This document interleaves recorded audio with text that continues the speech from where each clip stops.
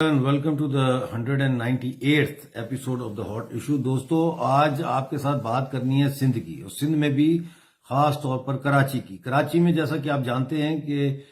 کل بہت شدید تصادم ہوا, بلکہ پورے سندھ میں ہوا,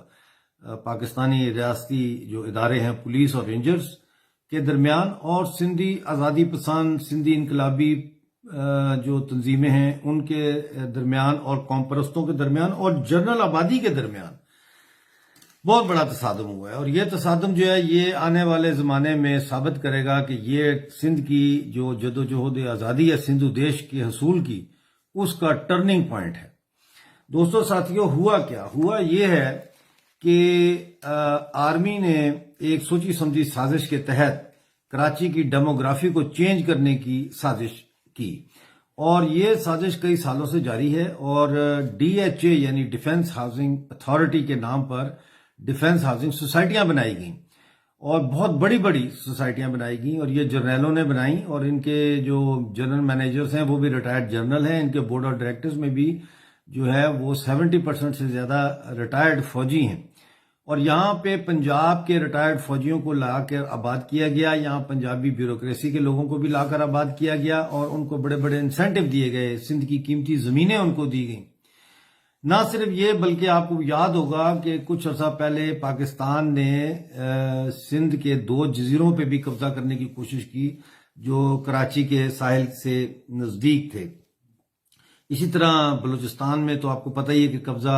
اس وقت مکمل طور پر پاکستان کا قبضہ ہے, اور اس کے خلاف جنگ آزادی شروع ہو چکی ہے جو بڑی تیزی سے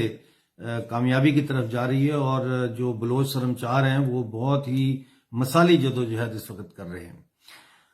تو بات ہم کر رہے ہیں سندھ کی. اب ان کا جو ملٹری کا اور پنجابی بیوروکریسی کا جو فرنٹ مین ہے جس کے تھرو یہ پراپرٹی ہتھیاتے ہیں سندھ کی, اس کا نام ہے ملک ریاض. ملک ریاض جو ہے اس نے جتنی بھی گوٹھے ہیں کراچی کے پاس ملیر کے ارد گرد, جو گوٹھ کہتے ہیں اس کو, جو ایک قسم کی چھوٹی چھوٹی آبادیاں ہوتی ہیں جیسے گاؤں ہوتے ہیں ایسے, لیکن وہ گاؤں نہیں ہوتے, وہ اس کو گوٹھ کہتے ہیں. تو ان گوٹھوں پہ انہوں نے بڑا لوگوں پہ تشدد کیا, بڑا مارا ان کو, ان کی زمینیں خریدنے کی کوشش کی, اس کے بعد ان کو مار مار کر وہاں سے بے دخل کیا اور ان کی زمینوں پہ قبضہ کر لیا. یہ اسی قبضہ کی ہوئی زمین کے اوپر اب کراچی ملیر کے پاس جو ہے بحریہ ٹاؤن بنایا گیا. بحریہ ٹاؤن جو ہے اس میں اس کا جو جنرل مینیجر ہے بحریہ ٹاؤن کا, وہ مشرف کے زمانے کا جو آئی ایس پی آر کا انچارج تھا وہ ہے, اور اس کا نام میں آپ کو بتاتا ہوں, اس کا نام ابھی میرے آ جائے گا ذہن میں. تو وہ اس کا جنرل مینیجر ہے, اور یہ جو جنرل مینیجر صاحب ہیں یہ وہاں پہ اس کی ساری دیکھ بھال کر رہے ہیں. ان کا نام ہے میجر جنرل شوکت سلطان. یہ مشرف کے دور میں آئی ایس پی آر کے ترجمان تھے, یعنی آرمی کے ترجمان تھے. تو اب ہوا یہ ہے کہ لوگوں کا بڑا ماتھا ٹھنکا جب ان کو یہ پتا چلا کہ کراچی کے اندر 30 لاکھ پنجابیوں کو لا کر آباد کیا جانے کا پلان ہے فوج کا. اور یہ پلان کس لیے بنایا گیا؟ یہ پلان اس لیے بنایا گیا تاکہ سندھ کی جو ڈیموگرافی ہے خاص طور پر کراچی کی, اس کو تبدیل کیا جائے, تاکہ آنے والے دور میں جو انتخابات ہوں ان میں جو سندھ اسمبلی ہے اس کے اندر سندھیوں کی تعداد کو کم کیا جائے, مہاجروں کی تعداد کو بھی کم کیا جائے, اور ان کی جگہ پنجاب سے جو لوگ لائے گئے ہیں ان کو ممبر سندھ اسمبلی بنا کر بٹھایا جائے, تاکہ سندھ کے اندر پنجاب کے مفادات کا دفاع وہ کرے.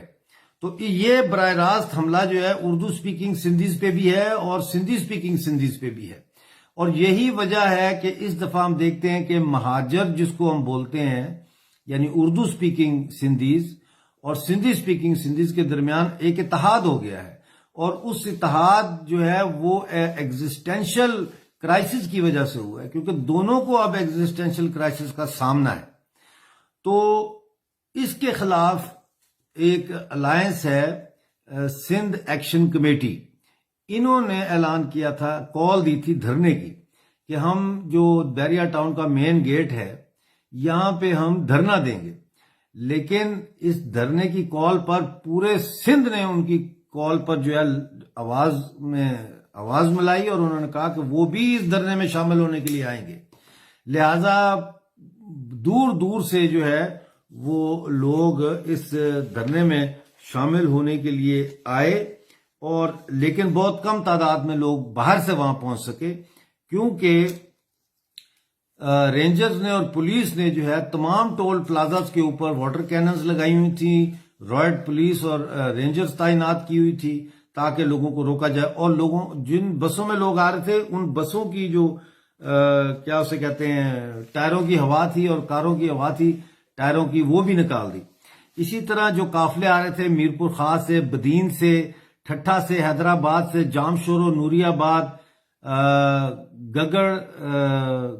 گگڑ سے، اور گگڑ پھاٹک پہ بڑا تصادم ہوا ہے، اور نواب شاہ سے اور دوسری جگہوں سے جو آ رہے تھے، ہر ٹول پلازے کے اوپر وہاں پہ بڑا سخت لاٹھی چارج کیا گیا، ٹیئر گیس پھینکی گئی، عورتوں کے ساتھ بدتمیزی کی گئی. لیکن یہ عورتیں سندھ کی عورتیں ہیں. ان سندھ کی عورتوں نے بھی پولیس والوں کو گریبان سے پکڑا اور وہاں پہ باقاعدہ دست و گریبان ہو گئی ان کے ساتھ، اور مار کٹائی اتنی زیادہ ہوئی کہ جس کا میں یہاں پہ مطلب ہے کہ کیا آپ کے ساتھ ذکر کروں. عورتوں نے بہت مقابلہ کیا پاکستانی ریاست کا بڑی بہادری کے ساتھ. لیکن اس دوران ایک ناخوشگوار واقعہ جو ہے کئی جگہ پہ پیش آیا کہ بچے گم ہو گئے. بچے تلاش کیے جا رہے ہیں، جو سندھ کے لوگ ان قافلوں میں شامل تھے وہ ڈھونڈ رہے ہیں کہ بچے کہاں چلے گئے، کیونکہ بچے چھوٹے ہوتے ہیں تو بچے ہو سکتا ہے ادھر ادھر جو ہے وہ بکھر گئے ہوں اور نہ مل رہے ہوں، کیونکہ لاکھوں کی تعداد میں لوگ جو ہے وہ آ رہے تھے. اس وقت جو میری گفتگو ہوئی ہے انٹرنیشنل فرینڈز آف سندھ جو ہے ایک آرگنائزیشن ہے بہت بڑی، اس کے جو قائد ہیں اور معروف قوم پرست ہیں، جلا وطن ہیں، جرمنی میں رہتے ہیں، میر سلیم سنائی صاحب، ان سے جو میری بات ہوئی تو انہوں نے مجھے بتایا کہ ڈاکٹر صاحب اس وقت 1200 سے زیادہ لوگ گرفتار ہو چکے ہیں اور جگہ جگہ ابھی بھی چھاپے پڑ رہے ہیں. اس مطلب ہے کہ ساری رات چھاپے پڑتے رہے ہیں اور اس وقت بھی پڑ رہے ہیں.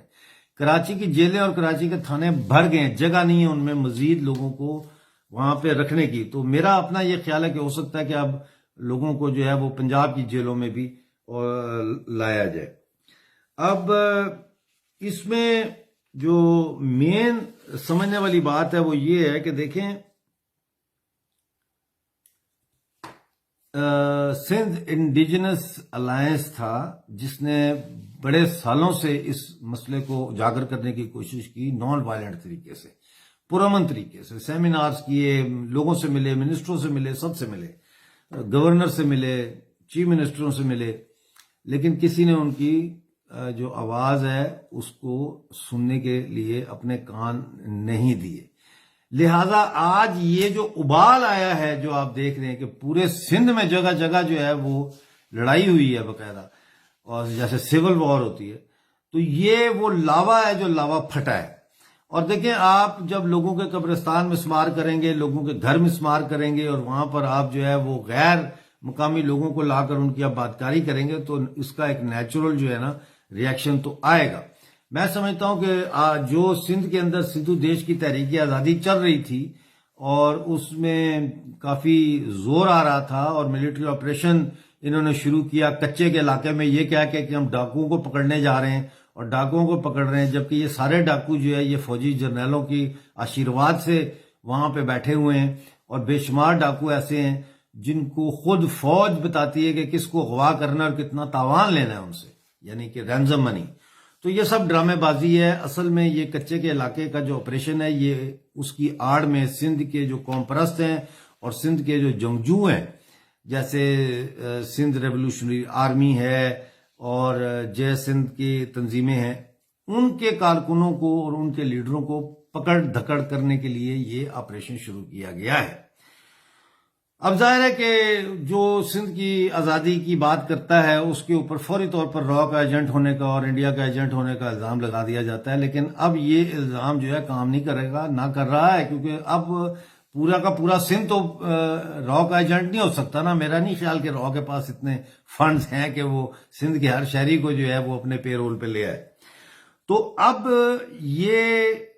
جو لڑائی تھی یہ اب رکنے والی نہیں ہے، یہ اب ایک نئے لیول پہ چلے گی. اس میں اب ایک کوالٹیٹیو چینج آ گئی ہے، اس کے اندر جو ایک مسنگ ایلیمنٹ تھا نا کہ من حیث القوم سندھی جو ہیں وہ ابھی شامل نہیں ہو رہے تھے اس جدوجہد میں آزادی کی سندھو دیش کے لیے، وہ بھی اب شامل ہو گئے، اور عورتیں جس تحریک کا حصہ بن جائیں، عورتیں جب بغاوت کا علم بلند کر دیں تو یقین جانیے کہ وہ بغاوت جو ہے وہ اپنے منطقی انجام تک ضرور پہنچتی ہے۔ دوستوں اور ساتھیوں، دیکھتے رہیے دا ہاٹ ایشو، اور اپنے کمنٹس جو ہے پلیز ضرور ان کا سے مجھے بتائیں، آپ اپنے کمنٹس میں آپ کے کیا خیالات ہیں۔ اس ویڈیو کو زیادہ سے زیادہ شیئر کریں اور لوگوں سے کہیں کہ پلیز ہمارے چینل کو سبسکرائب بھی کریں۔ اپنا بہت سارا خیال رکھیے، اگلی اپڈیٹ تک کے لیے اجازت دیں۔